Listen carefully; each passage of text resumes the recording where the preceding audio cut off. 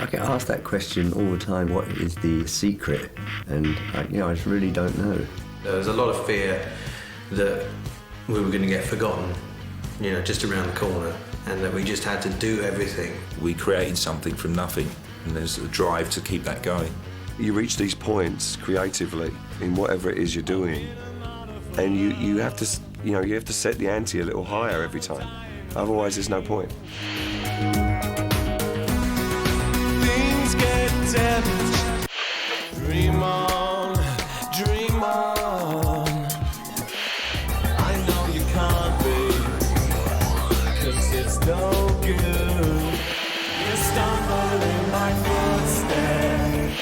Words are very unnecessary. Stranger, nobody knows me as well as you do. Master and servant, you and I should get along so awfully. Grabbing hands, and the times change.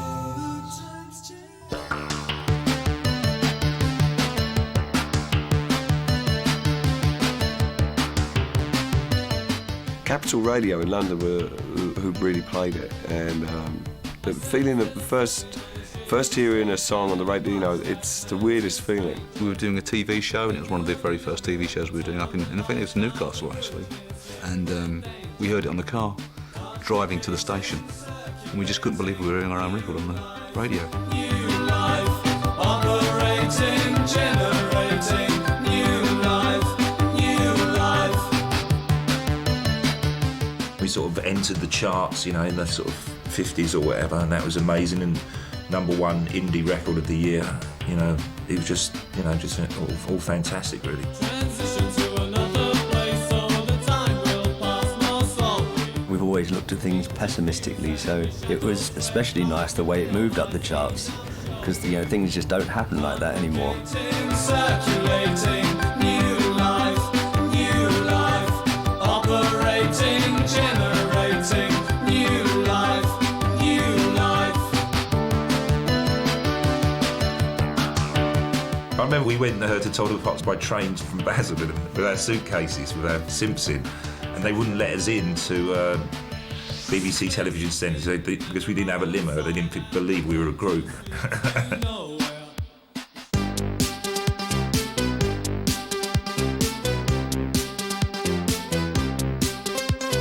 When I'm with you, baby, I go out of my head, and I just can't get enough, and I just can't get enough. When I first heard Just Can't Get Enough, I thought it was absolute monstrous record. Fantastic, I love it. I absolutely love it. So Just Can't Get Enough to me was an obvious #1 record. It was going to be all over the radio. That's it, and the album's going to come out and go straight to #1.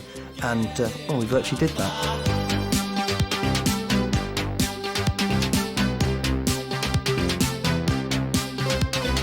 It was very much geared into the clubs we were going to, a need to want to make music that used electronics, but that you could dance to and sing along to. I just can't get enough, I just can't get enough. Every time I think of I saw that video recently somewhere we were, and I was just like, wow. it's getting hotter, it's a burning love, and I just can't seem to get enough. We always felt we were a little bit different, but I didn't realise how poppy we were. I felt vindicated when I put out Just Can't Get Enough, and it didn't sell. But the people that heard it, at Hurrahs or Danceteria or wherever, they all fucking loved it. And I knew that I had really signed a great, great band. Get enough, I just can't get enough, I just can't get enough.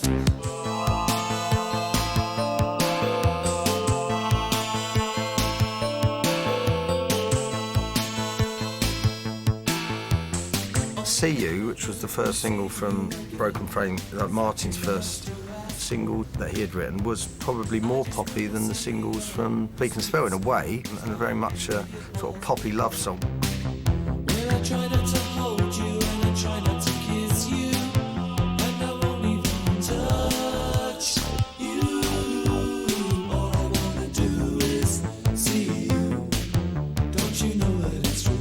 remember hearing "See You" because I'd heard that again. That was one of the songs that Martin had written before, and I thought it was really, really good because it was the original version wasn't like that at all. With the way they've made it into an electronic, semi-dance record, I thought that was really clever. To get a band on an independent label into the charts, that was still an achievement, especially a band that kind of was, in inverted commas, a pop band. We were sort of torn between being a sort of a pop band on smash hits and being sort of a more cooler alternative band. Well, I know 5 years is a long time, and the times change.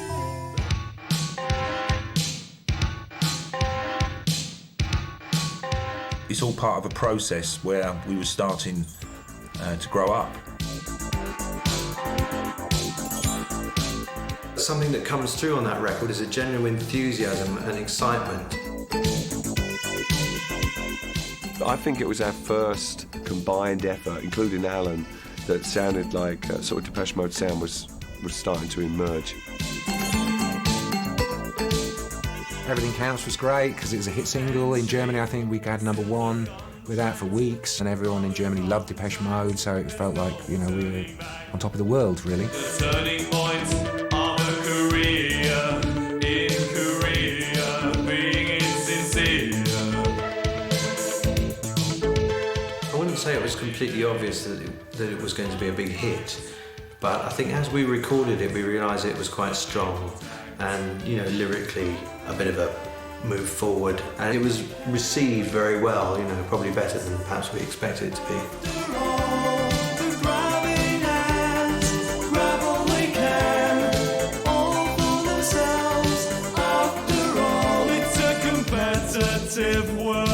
The music was getting darker, and it was taking more chances. It didn't want to just, appeal to a pop mentality in an easy way.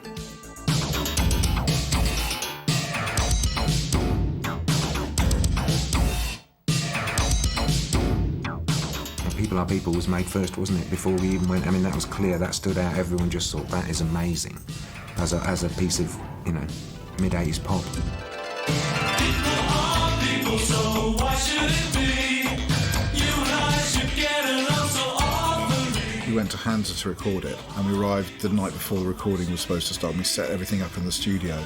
We just basically pressed play and just ran it, and everybody sang along, and it just seemed like it all sounded great, even before we'd recorded it properly. So we're different colours, and we're different breeds, and different people have different needs. It's obvious you hate me, though I've done nothing wrong. I've never even met you, so what could I have done? People Are People was a record that, as soon as we went to radio, was an instant addition to everyone's programme. The video for that was a great video, and the video went on to everything. People Are People hit a tone with the public. It addressed racism, sexism, acceptance of one another. And I think that it was something that also appealed to the mainstream pop radio programmers at that time, too. It's a lot. It's a lot. It's a lot. It's a lot. It's a lot. It's a lot. Like.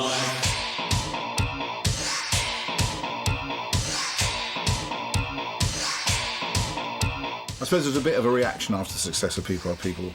Oh, we're going too properly down, we've got to be careful, which is good, which is correct, We did go out of our way to make Master and Servant sound kind of noisy and a bit more difficult. So I don't think we were vindicated. I think we were just really pleased that the fans had accepted it. I think it was an important moment in their career.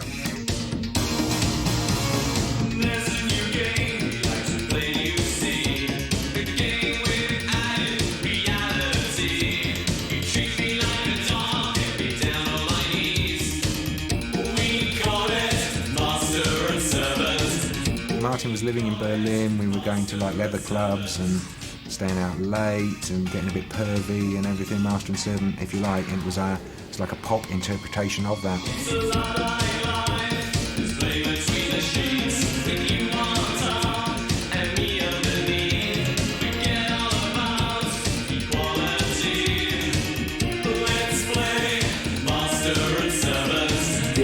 being subversive, I think, is quite appealing, and there's a degree of that in Master and Servant, and the fact that you can basically get away with anything if you give it a good tune. That's what's appealing. You decide that you're away feeling from disposable fun. But this is the one.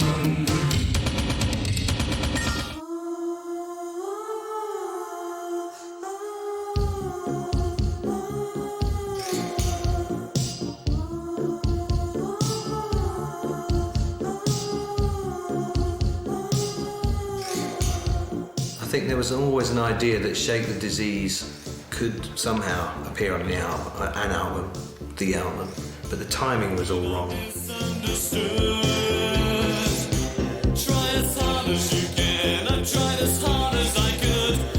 There'd been a gap and we needed a single, and Martin had a song, and we didn't really want to wait for the next record, and we didn't want to rush the next record. Here is a plea from my heart to you. Nobody knows me as well as you do. You know how hard it is for me to shake the disease that takes hold of my tongue in situations like these. That song was particularly hard to record. I don't know why. I just remember having a really hard time getting the vocals right on that record. You know, I particularly like that track. Yeah, we've been playing that one acoustically live on this tour, and it's one of my favourites. Understand me.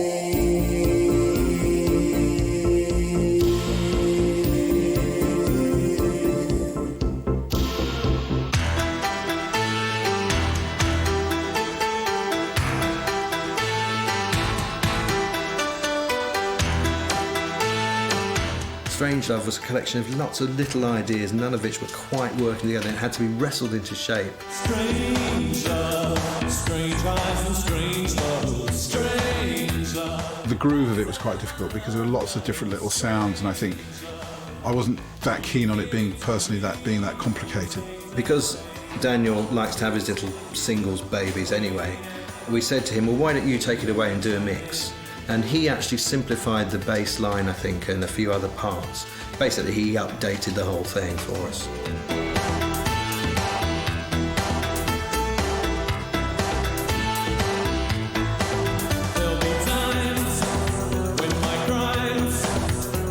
Strangelove, to me, is probably the most significant track that this band has had in terms of breaking in America. Strangelove was a huge New York record. That was the first record of Depeche Mode, even stronger than Everything Counts, that put them into the real mainstream here in America.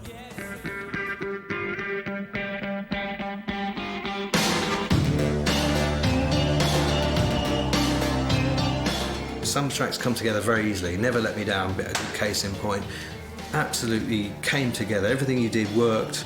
The guitar intro actually was an accident because it was, again, it's just down to the sequencers we were using in those days. We had that guitar was sampled and ran on the counting over the start of the track where it wasn't supposed to be, and we just all went, oh, that's just great.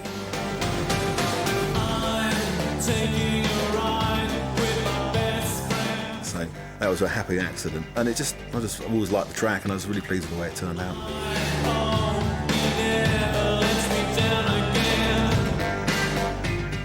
Well, Never Let Me Down, obviously, was a big song for us, and still is, live.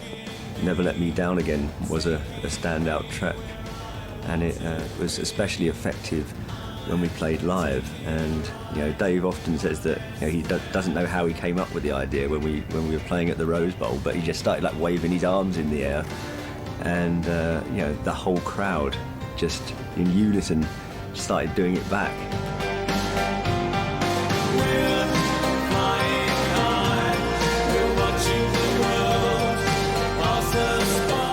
They were certainly the biggest UK act, if not one of the biggest bands in America at that time. They were being seen, I think, by everyone as the new wave of British bands that were going to go and attack America.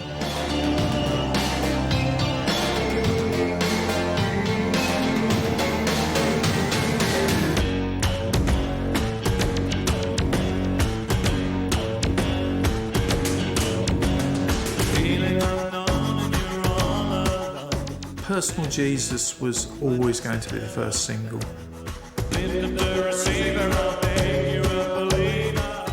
stood out head and shoulders. Here's Depeche Mode, but not as you know them. We tend to, with the first single, put ourselves out there, you know, as making a sort of statement. We felt that it was a potential single, although we were very unsure about it because of the lyrical content. We were just, worried that, especially in America, it would be just not played on the radio. Reach out, touch me. Your own personal Jesus. It had a very long 12-inch life before it was a sort of radio single. And so it was just building and building over a 6-month period, and somehow the timing of that happened to be perfect. And that became like hugely successful, especially in America. I think it ended up selling like 1 million copies or something, which was huge. And nowadays, it's unheard of. The album wasn't out, so the only thing you could buy was this 12-inch of Personal Jesus. It was a huge selling track for that reason, because it was the only thing that would satisfy the fan appetite. It laid a foundation that we had no idea of what was about to happen. Words like violence break the silence, come crashing into my little world. Enjoy the Silence, when we had that first meeting, was this very, very slow ballad. Martin had come up with a demo that was really just a harmonium or an organ and voice. And I think it was clear to everyone this was a good melody. And so I suggested, look, I've got this sort of vague idea about making it a fast, almost dance track. What do you think? The song was called Enjoy the Silence, and, that seemed to be in total contrast with a disco track. Once the track was up and the basic chords were in, they got me to write a guitar riff over the top of it. It all started to have a really good atmosphere, and I think that was one of the few times that we felt that we actually might have a hit on our hands, and we were actually optimistic about it. To be broken, feelings are intense. Everything up to, Personal Jesus, leading into Enjoy the Silence, to the album, and then the tour was perfect. All I ever wanted, all I ever needed is here in my arms. Words are very unnecessary, they can only do harm.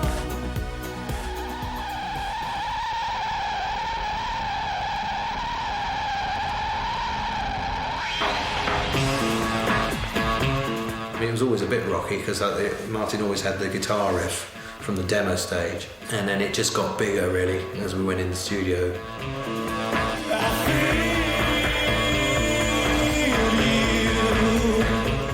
I think I Feel You became a lot darker and a bit more trashier, for the better. We just felt that it was so different atmospherically to anything that we'd put out before, and very different from anything that had come out on Violator. You take me there, you take me where the kingdom comes. I Feel You went to #1 on the alternative charts and stayed there for weeks. I mean, I think that it was Depeche Mode's, first #1 on the Billboard alternative chart, if I'm not mistaken, and it stayed there for a long time. It's just the dawning of battle.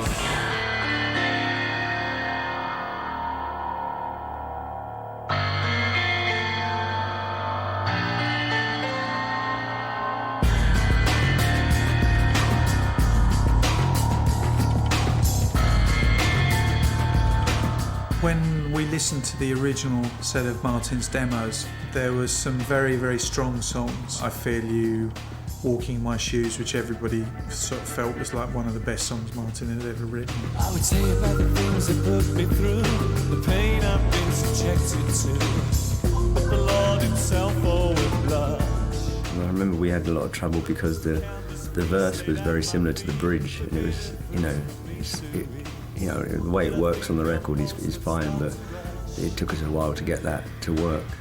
Now I'm not looking for absolution.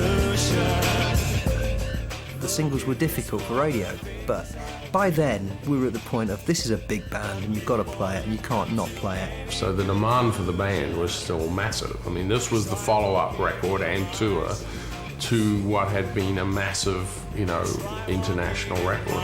You stumble in my footsteps. Keep the same appointments I kept.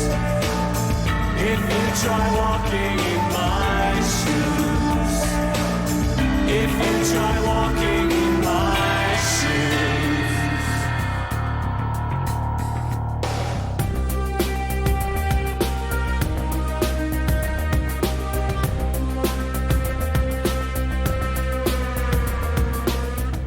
I mean, when I first heard the demo, you know, I remember thinking that is classic mode, and now I understand, you know, what classic mode means. Take my time.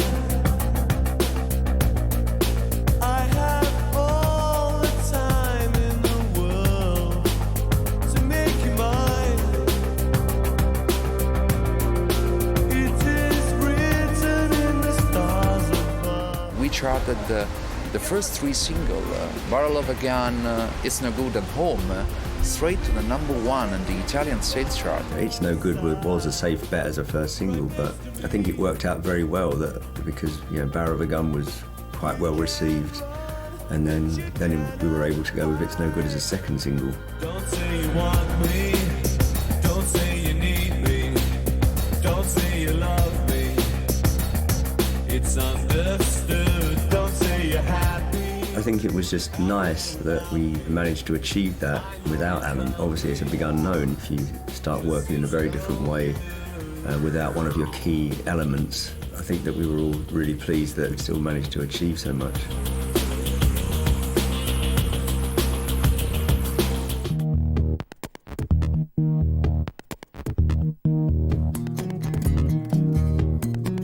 Dream On was, we felt, typical Depeche. We thought the vibe, you know, I mean, you'd have thought I Feel Love was more commercial than Dream On. But, you know, you just kind of have to go with your gut with that stuff. It's just always good for us to release something that's different, especially as a first single from each album. Everybody knew quite early on that was going to be the single, and that was the key track. So I remember that one, and that one was quite well developed.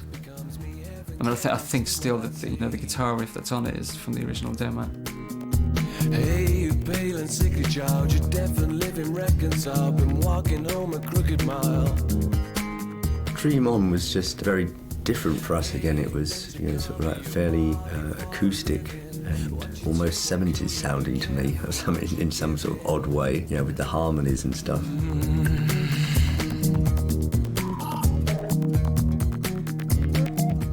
Dream On was the perfect introduction for an album like this. Dream On was presenting the intimate or the delicate side of the Depeche Mode music. Ready, pain is waiting, prime to do its educating.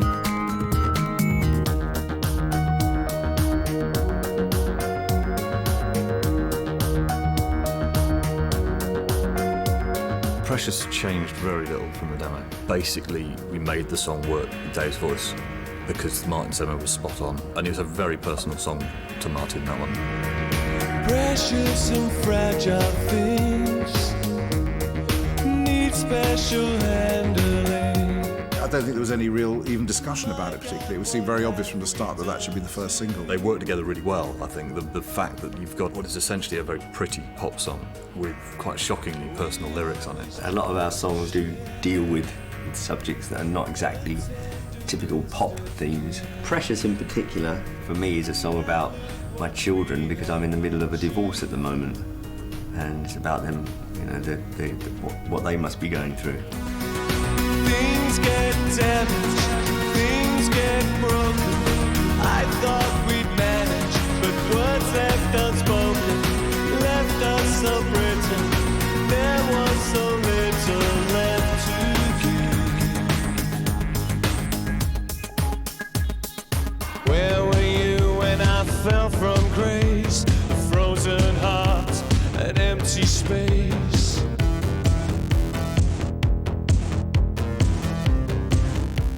was always a fairly obvious single. It was kind of up-tempo, had a really catchy hook, lyrically strong. I think it's good that we had one of Dave's songs as a single, because I think, you know, that fully represents the record, you know.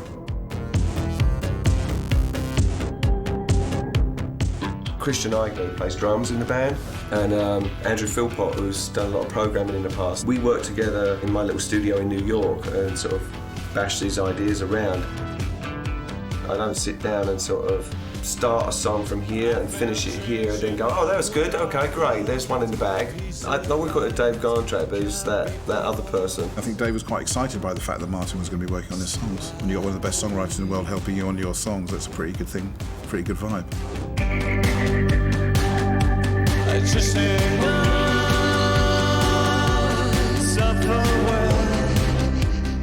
I think it came from a phrase somebody said to him when he was sort of really in a bit of a state, and somebody told him to suffer well.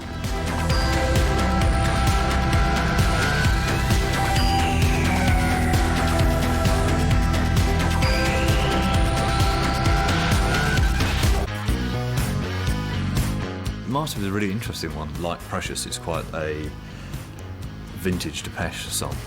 I've been a martyr for love, and I will die in the flames as I draw my last breath, as I'm closing on death. I will call out your name. We all had confidence in the track as it being a good enough track to be used for something. And it was definitely a single contender as well for Playing the Angel. So it was quite an odd decision to say, well, actually, this isn't going to go on the record. It was a great track, but there was a balance on the record in it, and that threw it slightly off balance. I knew what I was letting myself in for. I knew that I could never even the score.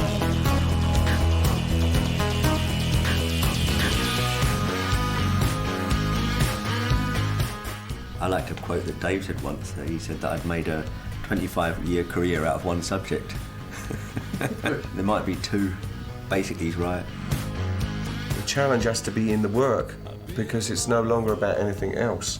We realised that still as popular as we was in 1981, it's a great feeling and feel very privileged. Must be nice. Sound like one of the royal family.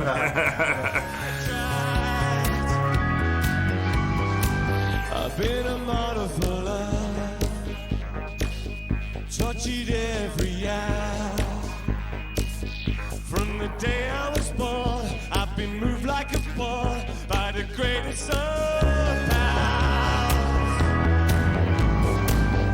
I knew that I would have to suffer in vain,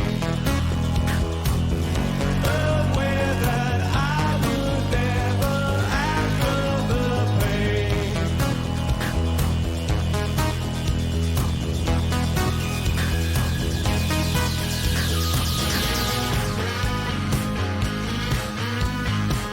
I've been a martyr for love.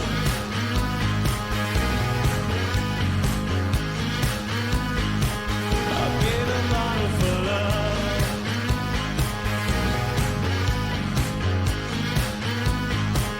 I've been a martyr for love.